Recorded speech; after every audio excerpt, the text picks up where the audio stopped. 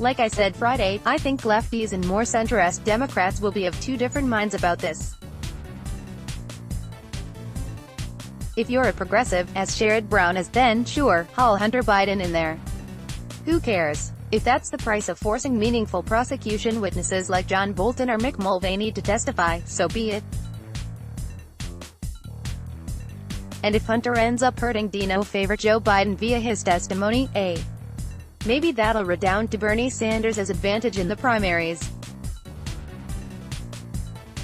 Whereas if you're a centrist Democrat and you think it's Biden or bust in terms of beating Trump next year, who boy, is risking damage to Joe really worth it when Bolton's testimony won't mean a thing to the eventual verdict in this trial?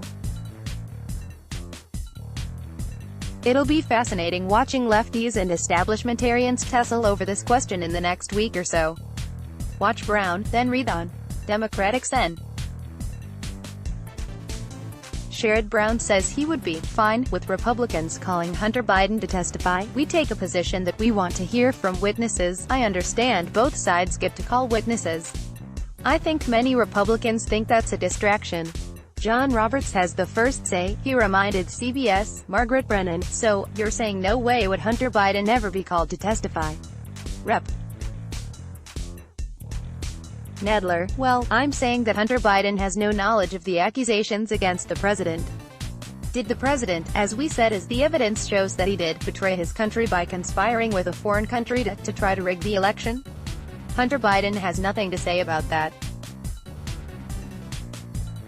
They're asking for Hunter Biden is just more of a smear of Hunter Biden that the president's trying to get the Ukraine to do. But the fact of the matter is, let the Chief Justice rule on Margaret Brennan. Well, Rep. Nadler, the Chief Justice in the first instance rules on evidence.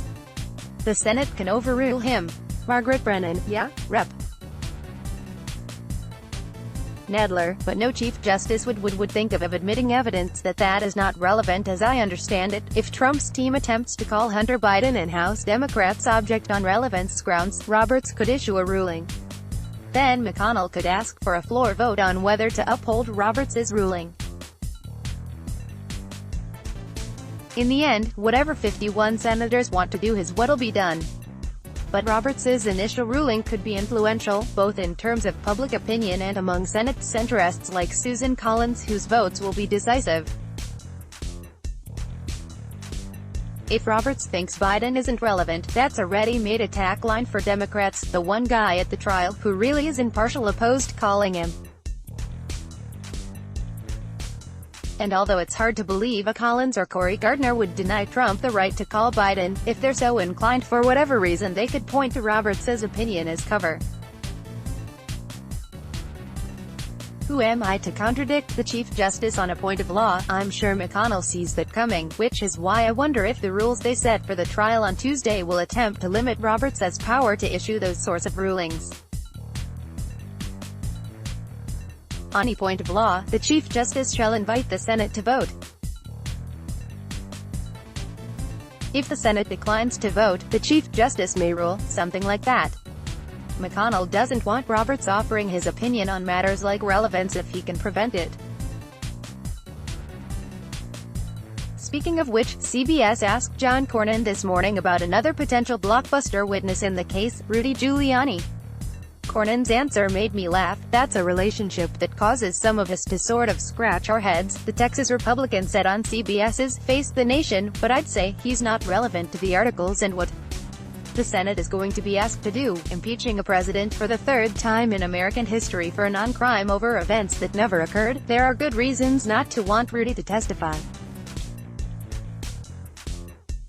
He'd slow down the trial considerably by asserting attorney-client privilege to all sorts of questions. He'd use the platform provided by the trial to rant and grandstand semi-coherently, turning it into a circus, and he, might incriminate the president in all sorts of ways if he did choose to answer questions, creating a political nightmare for Republicans. The one reason not to object to Rudy testifying is relevance. Apart from Trump himself, as the point man on the pressure campaign towards Ukraine, Giuliani is the most relevant witness there is. The fact that Cornyn, a former judge, is reaching for relevance to excuse him shows you just how desperate Republicans are to find a neutral reason to justify not calling him. By the way, some lefties on political Twitter this morning were revisiting this quote from Trump on December 3rd. Expect to see it feature in Democratic talking points this week. It will be fair in the Senate, he said at the time, adding, I would love to have Mike Pompeo and Mick, and I would love to have Rick Perry, and many other people testify. But I don't want them to testify when this is a total fix in the House. The president has since shifted his rationale on why Bolton, Mulvaney, and the rest shouldn't testify even in the Senate, but he'll take some heat over it soon. As Brown says in the clip above, the reason House Dems declined to call witnesses like Bolton is because Trump insisted on absolute immunity, barring them from even appearing before Schiff's committee.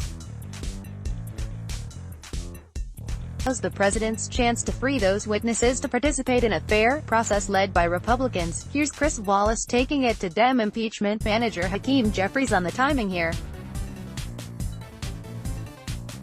How can impeachment have been an urgent matter for Democrats such that they couldn't afford to wait to fight Trump in court over Bolton's and Mulvaney's testimony, and yet also sufficiently non-urgent that Pelosi could hold the articles of impeachment for the better part of a month?